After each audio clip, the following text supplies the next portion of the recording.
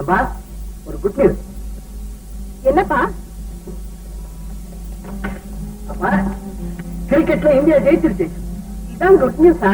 எதிர்பார்த்தது நடந்துச்சுன்னா good news தானமா. சரி, பால் சாப்பிட்டியா? என்னம்மா இது எப்ப பார்த்தாலும் பால் சாப்பிட்டியா குளிச்சியா எந்திரிச்சியான்னு கேட்டுட்டே இருக்கீங்களா? நான் என்ன சின்ன குழந்தையா? வசந்த், என்ன பொறுத்த வரைக்கும் நீ இன்னும் சின்ன குழந்தைதான்ப்பா. பார்த்துமா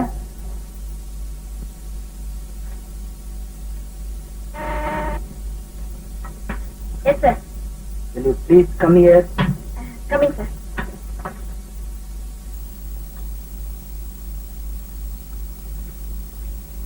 good afternoon MP sir. Anu, உனக்கு எத்தனை தடவை சொல்லியிருக்கேன் என்ன எம்டி கூப்பிடாதன்னு? மேலோ, இங்க நான் உங்க செக்ரட்டரி, நீங்க என் பாஸ். உங்களை அப்படிதான் கூப்பிடணும். இல்ல அனு, நீ எங்க குடும்பத்தோட அந்யோன்யமா பழகி இருக்க, எங்க ஃபேமிலிக்கே ஒரு வெல்விஷரா இருக்க.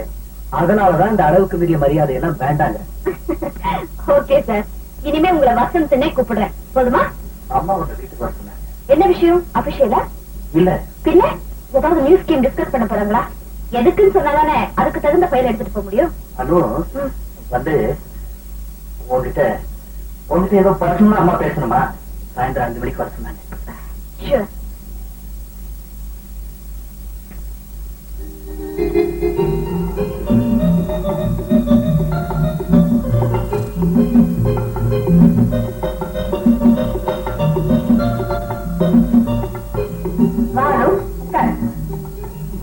சௌக்கியமா?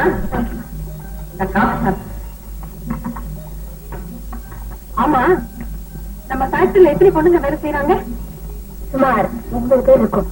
அதுல நந்தான்னு ஒருத்தி இருக்காரா? நந்தாவா? ஆமா ஆமா. அவளை பத்தி வசந்த் அடிக்கடி சொல்லிட்டு இருக்கான். ஓ மை காட், வசந்துக்கு அப்படி இன்ட்ரெஸ்ட் வந்திருக்கா? வந்திருக்கே. ஆமா, அந்த பொண்ணு நம்ம ஃபேக்டரியில எப்ப வேலைக்கு சேர்ந்தா? 2 மாசம் இருக்கும். நல்ல பொண்ணா? அப்படிதான் தோணுது. அழகா இருப்பாளா? ஓ நல்ல அழகு. அவளை ஒரு நாளைக்கு நம்ம வீட்டுக்கு அழைச்சிட்டு வரியா? அதுக்கு என்ன, அழைச்சிட்டு. அவளை பத்தி கொஞ்சம் நான் தெரிஞ்சுக்கணும். தெரிஞ்சுக்கிட்டா போச்சு. ஆமா, எப்படி உள்ளதானே இருக்க? வசந்தா உள்ளதான் இருக்கா. நான் பாத்துட்டு வரேன்.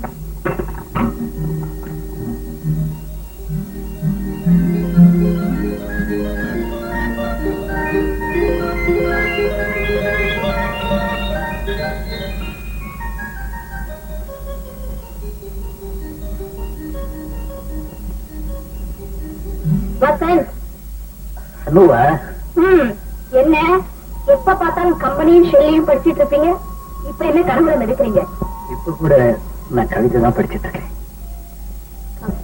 ஆமா, முன்னால படிச்சு ரசிச்சேன், பார்த்தத ரசிக்கிறேன். கவிதைய பார்த்தீங்களா? என்ன வசந்த், ஏதாவது பிரமையா இல்ல மென்மையான உணர்ச்சிகளை உன்னால புரிஞ்சுக்க முடியலையானோ? புயல் போடாதீங்க வசந்த், புரியும்படியா பேசுங்க. நம்ம ஃபேக்டரியில நந்தான்னு ஒரு பொண்ணு. நந்தாவா? ஓ அந்த பெண்ணா? ஆமா, அவளை பார்த்ததுல இருந்து என் மனசு நெகிழ்ந்து போயிடுச்சு. அவளை பார்த்தா என் மனசு கூட தான் நெகிழ்ந்து போகுது. இதுல என் நிகழ்ச்சி வேறதானோ? That means you like her? Yes. Wish you all success. Thank you.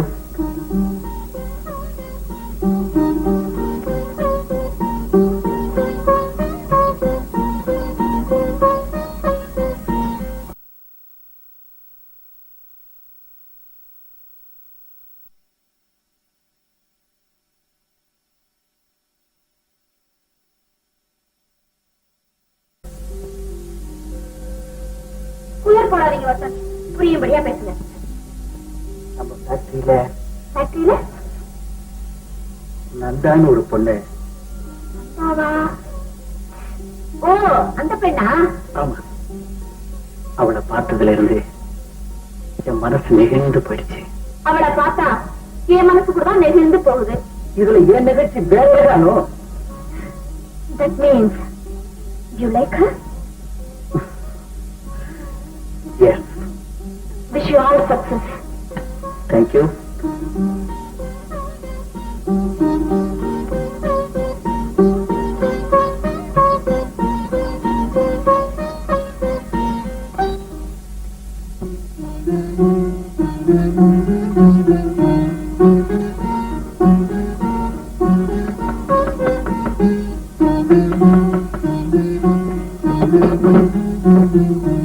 Hello Nanda. இல்ல நம்ப முடியலையே. வாங்க வாங்க. ஏன் நந்தா, நான் உங்க வீட்டுக்கு வரக்கூடாதா? அப்படியெல்லாம் சொல்லாதீங்க. இத பாரு நந்தா, நான் உனக்கு ஆபீஸ்ல தான் செக்ரட்டரியை தவிர வெளியில ஸ்நேகிதி மாதிரி. ரொம்ப சந்தோஷம். இருங்க.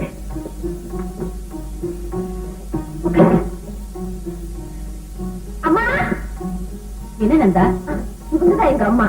அம்மா, இவங்க எங்க கம்பெனி செக்ரட்டரி. வணக்கம்மா. அம்மா, இவங்கதான் எனக்கு வேலை போட்டு கொடுத்தாங்க. அப்படியா? ரொம்ப சந்தோஷம். இவதான் என் தங்க உமா, டைப்ரைட்டிங் கத்துட்டு இருக்கேன். ஹலோ உமா, அவங்களுக்கு காபி கொண்டு வா. வேண்டாமா, நான் இப்பதான் சாப்பிட்டு வந்தேன். நந்தா கிட்ட பேச போலான்னு வந்தேன். நந்தா, கொஞ்சம் வெளியே போயிட்டு வரலாம், வரையா? சரி அம்மா, நான் போயிட்டு வந்துடுறேன். வரேம்மா. வரேம்மா.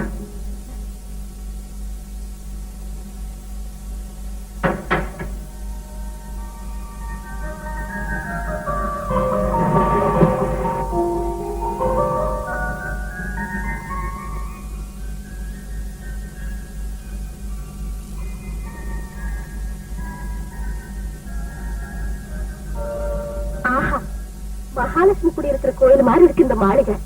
இந்த மாளிகைக்கு பேரு மகாலட்சுமி இல்லண்டா. ஆமா அனிதா, ஒன்னதான் எதிர்பார்த்துக்குங்க. உட்காருங்க. ராமையா, இந்த பொண்ணு நான் சொன்னேனே, நந்தா. எந்த ஊருமா? செவந்திப்பட்டி. அப்பா என்ன பண்றாரு? அப்பா இல்ல, அம்மாவும் ஒரு தங்கச்சி இருக்காங்க. எது வரைக்கும் படிச்சிருக்கேம்மா? எஸ்எஸ்சி வரைக்கும் படிச்சிருக்கேன். சாப்பிடுங்க.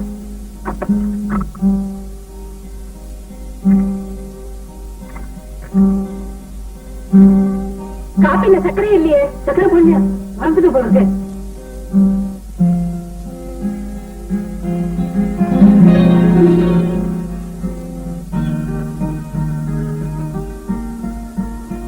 காப்பில சர்க்கரையே இல்ல. குடிக்கலையே. கசக்கல? கசப்பு குடிச்சு எனக்கு பழக்கம் ஆயிடுச்சு. நெக்ஸ்ட் டைம் வரும்போது நிறைய சக்கரை போட்டு கொடுங்க. இப்ப நாங்க கிளம்புறோம். போலாம். போயிட்டு வரமா. வரேம்மா. நந்தா, இதுதான் என் வீடு. எப்படி இருக்கு? ரொம்ப அழகா இருக்கு மேடம். மேடமா, இத பார், நான் உன்னுடைய சிநேகிதி. இனிமே நீ என்ன அனுஜானே கூப்பிடலாம். ரொம்ப நன்றி madam. No madam, Anuja. Varalakshmi, Varalakshmi, ஒரு 2 காபி கொண்டு வா. வேண்டாம், இப்பதானே நம்ம அங்க சாப்பிட்டோம். இல்ல நந்தா, நீ அவங்க வீட்டுல சாப்பிட்டது சர்க்கரை இல்லாத காபி. நீங்க சர்க்கரையோட சாப்பிடு. இப்ப நம்ம ஒரு வீட்டுக்கு போயிருந்தோமே, அது யார் வீடு தெரியுமா? நம்ம factory managing director mister Vasanth இருக்காரே, அவருடைய வீடுதான் அது. சொல்லவே இல்லையே. சொல்லி இருப்பேன். உனக்கு ஒரு சர்ப்ரைஸ் கொடுக்கணும்னு பார்த்தேன். நாம பார்த்தவங்கதான் வசந்துடைய அம்மா ஜானகி. என்னை பத்தி ரொம்ப விசாரிச்சாங்களே. அதுக்கு காரணம் இருக்கு நந்தா. நந்தா, மிஸ்டர் வசந்த் இருக்காரே, அவர் உன்னை பார்த்திருக்காருல்ல? ஆமா. அவருக்கு உன் மேல ஒரு இன்ட்ரெஸ்ட் வந்திருக்கு. இன்ட்ரெஸ்டா? ஓப்பனா சொல்றேனே, அவர் உன்னை விரும்புறார்.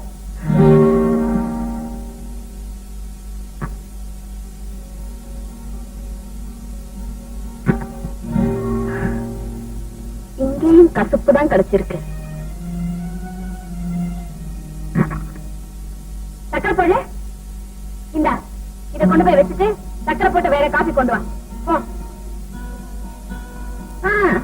நான் கொடுத்த காபி தான் கசப்பு. நான் சொன்ன செய்தி இனிப்பு தானே.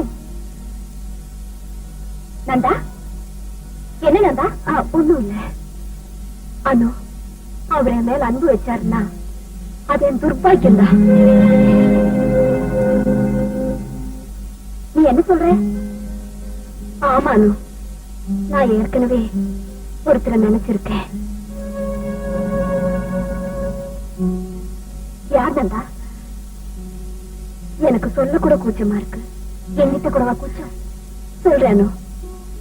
நான் ஒரு கிராமத்து பொண்ணு.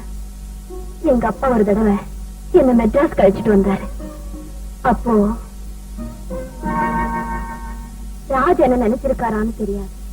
ஆனா நான் அவரை உறுதியா நினைச்சிருக்கேன். நந்தா, நீயோ கிராமத்து பொண்ணு. உன் கபடமில்லாத மனசுல காதல் தோணுனதே ஆச்சரியமா இருக்கு. ஆனா இது ஒருதலை காதல் நந்தா. எனக்கு நல்லா தெரியும். அது சரி, மெட்ராஸ் வந்ததுக்கு அப்புறம் ராஜ சந்திச்சியா? சந்திச்சேன். ஆனா அவர் என்னோட சரியா கூட பேசல. அவர் யாரையாவது காதலிக்கிறாரா? தெரியாது. ஆனா பல பெண்கள் அவர்கிட்ட நெருங்கி பழகுறாங்க. அது எனக்கு பொறாமையா இருக்கு. நந்தா, காதல் ஒரு சொர்க்கம். ஆனா அதுவே ஒருதலை காதலா மட்டும் இருந்துட்டா அதை விட நரகம் வேற எதுவுமே கிடையாது.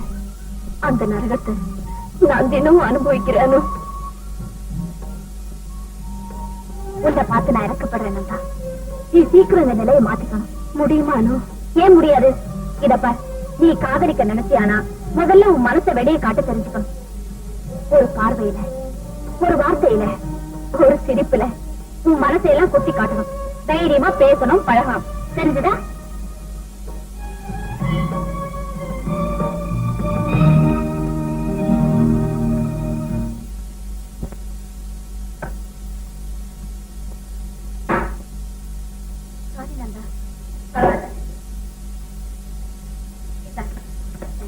என்ன வீட்டுக்குள்ள பிராக்டிஸ் பண்றீங்களா? நோ, கிளப்புக்கு தான் புறப்பட்டோம். சும்மா பேட் பண்ணி பார்த்தேன், உங்க மேல வந்துருச்சு. அவ சரியாதான் பேட் செய்வா, ஆனா பந்துதான் கண்டபடி போகும். அதுக்கு நான் பழகிட்ட பந்து தானா சொன்னபடி கேக்குது. நான் நல்லா பழகியாச்சு. பந்து என் இஷ்டப்படி தான் ஆடும். நிம்மி, நீங்களும் விளையாட்டுல எக்ஸ்பர்ட் ஆயிட்டா எங்களுக்கு எல்லாம் பெருமைதானே? Surely I will become an expert. நானும் ராஜும் ஒரு நாள் பார்ட்னர்ஸ் ஆயிடுவோம். அப்புறம் யாராலையும் எங்களை வெல்ல முடியாது. அப்படி ஒரு பர்ஃபெக்ட் காம்பினேஷன். காம்பினேஷன் பர்ஃபெக்டா இல்லையாங்கிறத ஆட்டத்தை பாக்குறவங்க தானே முடிவெடுக்கணும். இல்லையா Nimmi? You are right Nanda. பாக்குறவங்க தான் ஜட்ஜ் பண்ண முடியும். எனக்கு இந்த ஆட்டம் ரொம்ப பிடிச்சிருக்கு. நானும் கத்துக்கலாம்னு நினைக்கிறேன். ஏன் என்னோட போட்டி போடன்னு பாக்குறியா? உன் கூட போட்டி போட்டா யாராலையும் ஜெயிக்க முடியாது. அப்படி போட்டா அவங்கதான் தோத்து போவாங்க.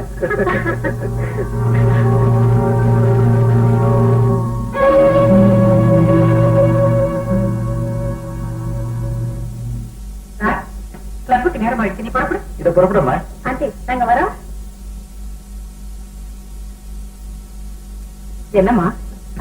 லதா இல்லீங்களா? இல்லையே, வெளியே போயிருக்கா. அப்ப நான் நாளைக்கு வர்றேம்மா. நந்தா, நான் சொல்றேன்னு நீ வருத்தப்படக்கூடாது. ராஜு ஒரு அந்தஸ்தான குடும்பத்தில் உள்ள பெண்ணை கல்யாணம் பண்ணிக்கிறது தான் நான் விரும்புறேன். எந்த தாயும் அதைத்தான் விரும்புவான். அதனால நான் அவனுக்கு ஒண்ணு சொல்றேன். அவங்க தரத்துக்கு தகுந்த இடத்துலதான் அவங்க பழகணும். நீ இப்படி அடிக்கடி வீட்டுக்கு வந்து ராஜு கிட்ட பழகிறத பார்க்கும் போது என் மனசுக்கு ரொம்ப வேதனை.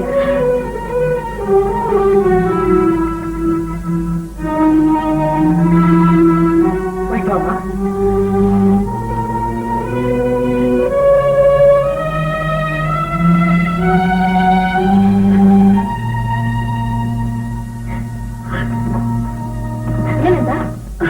என்ன நடந்தது? ஒன்றும் இல்ல லதா, என் மனசு சரியில்லை.